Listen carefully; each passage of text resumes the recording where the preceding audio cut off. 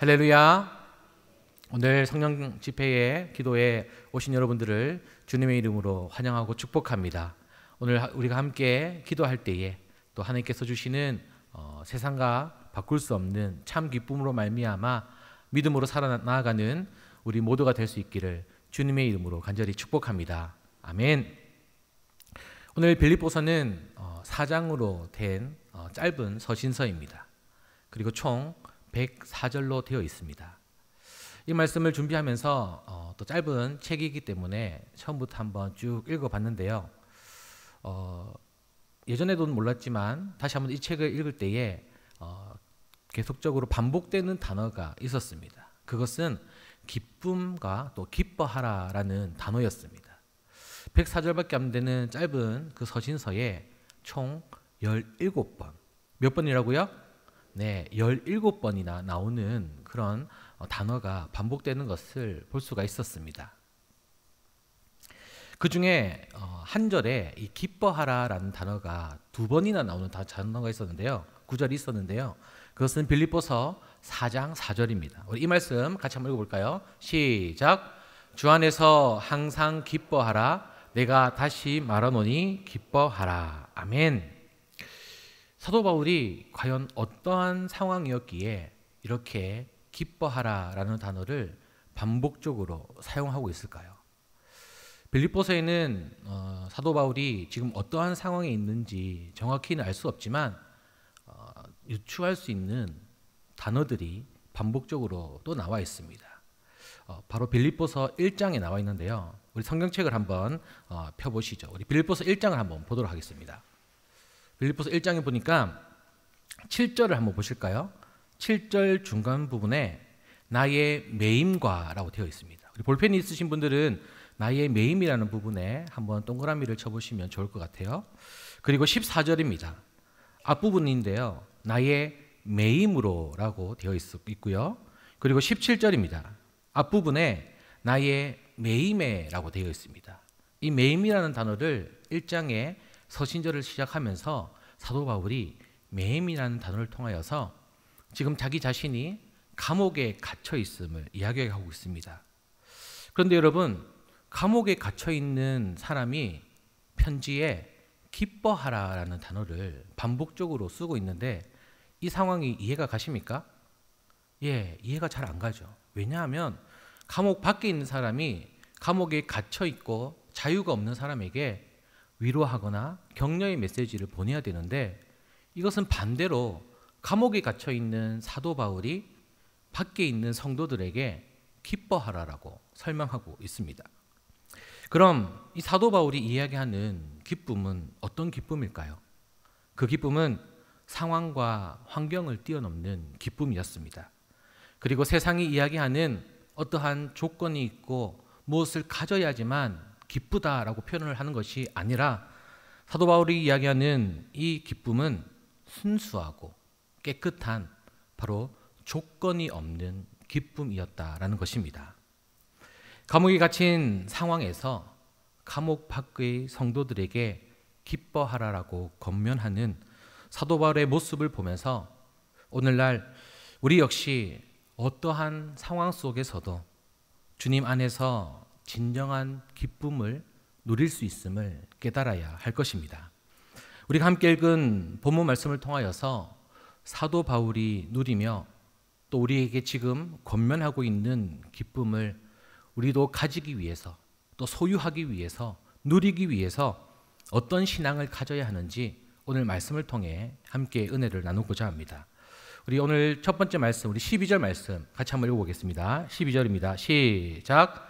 내가 이미 얻었다 함도 아니요 온전히 이루었다 함도 아니라 오직 내가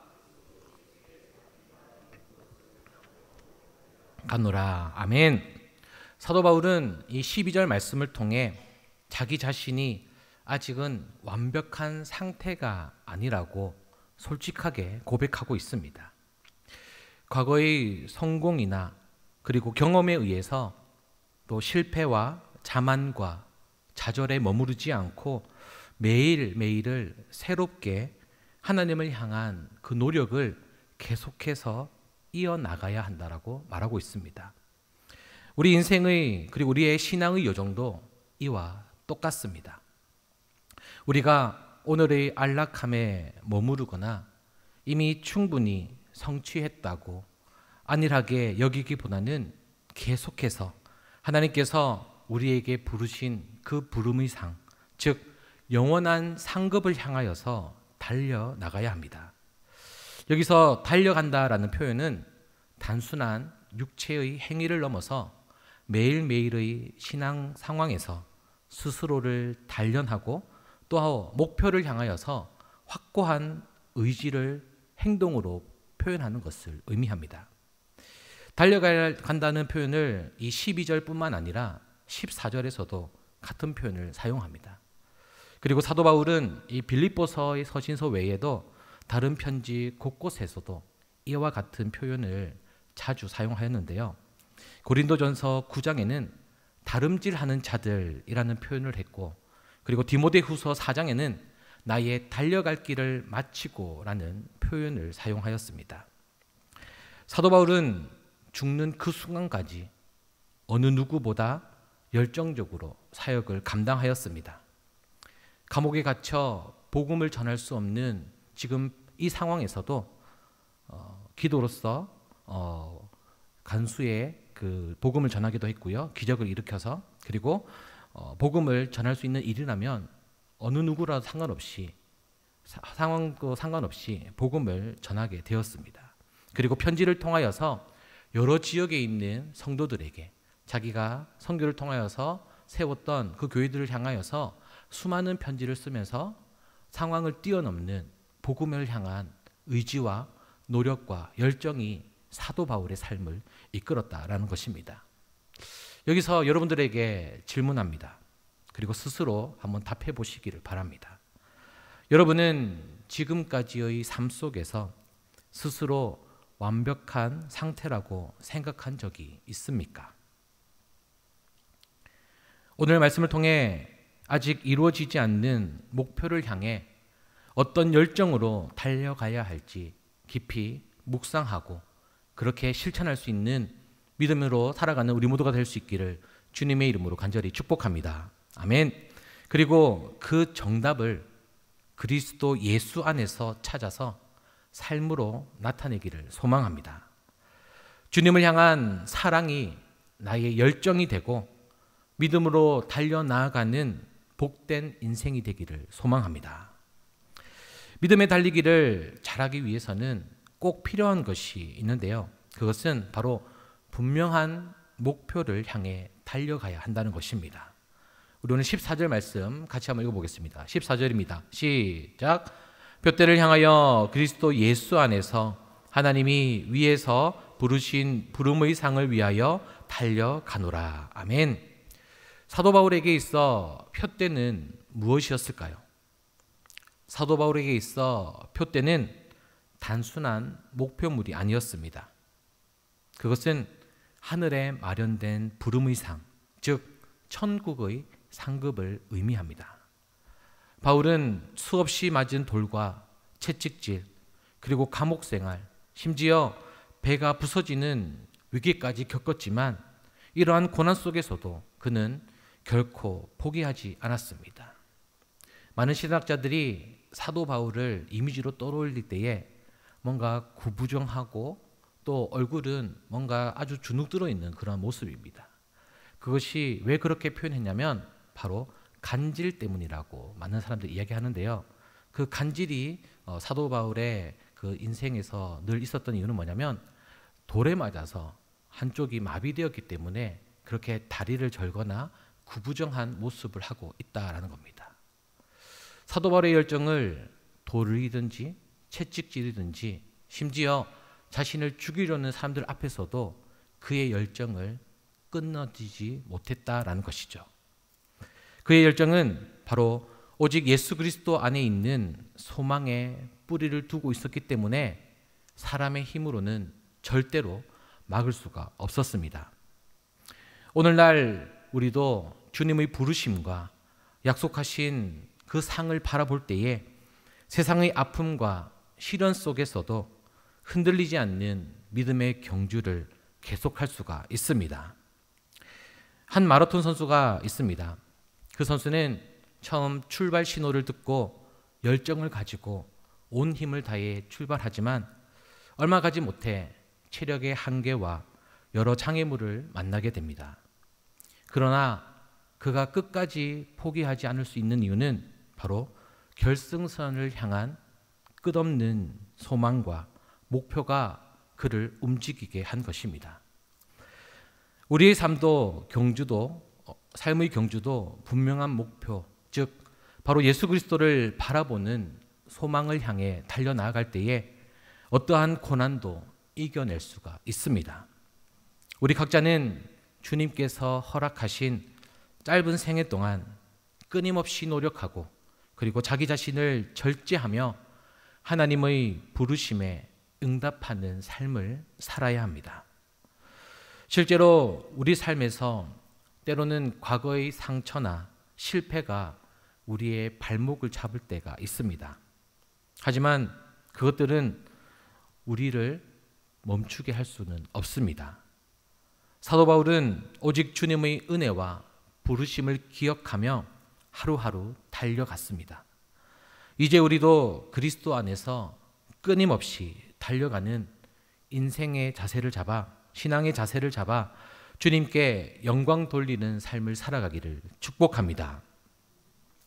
사도 바울은 우리에게 아직 완전한 상태에 이르지 못했다라고 고백하면서도 매일 하나님을 향한 열정과 끊임없는 달리기를 강조합니다.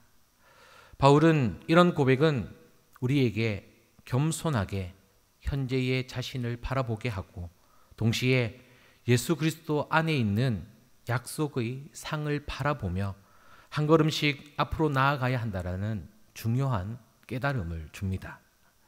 사랑하는 여러분, 오늘의 삶 속에서 믿음의 경주를 시작하시기를 바랍니다. 우리 각자의 일상은 마치 한편의 경주와도 같습니다. 아침에 눈을 뜰 때마다 주님께서 우리에게 주신 새로운 기회와 도전 앞에 섭니다.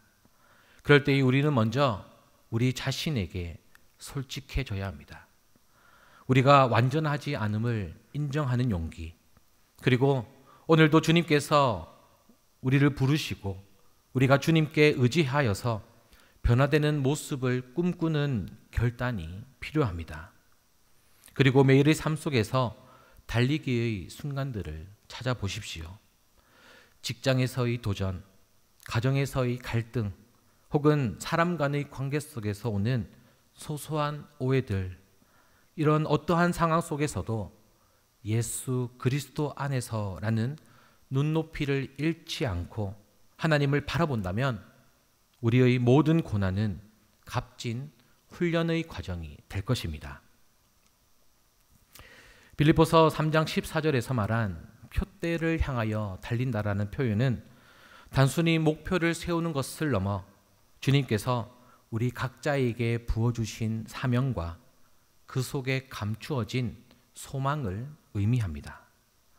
오늘의 우리는 때때로 과거의 상처나 실패에 머무르기가 쉽습니다.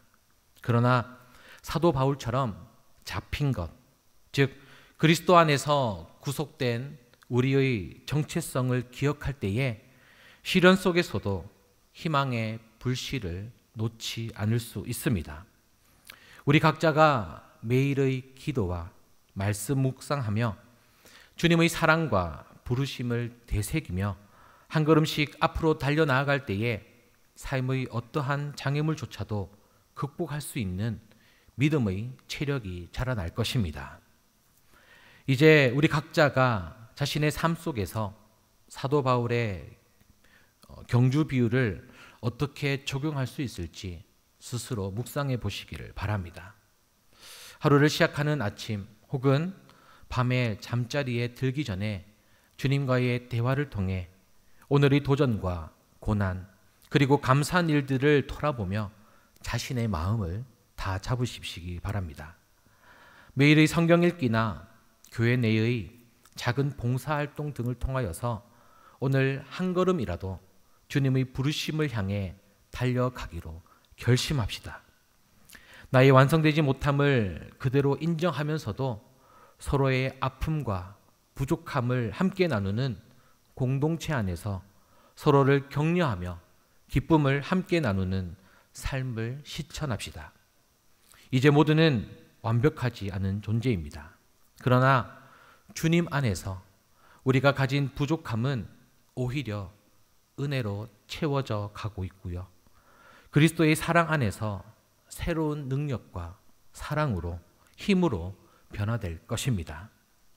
바울이 감옥에 있으면서도 조건 없는 기쁨을 선포했던 것처럼 우리 또한 어떠한 환경 속에서도 주님의 사랑을 잊지 않고 매일매일 새롭게 경주를 시작하는 믿음의 여정을 달려갈 수 있기를 소망합니다. 사도 바울의 메시지를 우리의 삶에 직접적으로 적용할 때에 우리의 신앙은 한층 더 깊어지고 모든 시련 가운데에서도 참된 기쁨과 희망을 발견할 수가 있습니다. 여러분의 매일의 작은 그 걸음들이 주님 나라의 큰 상으로 연결되는 귀한 여정을 오늘도 믿음으로 달려나가는 저와 여러분이 될 수 있기를 주님의 이름으로 간절히 축복합니다. 아멘.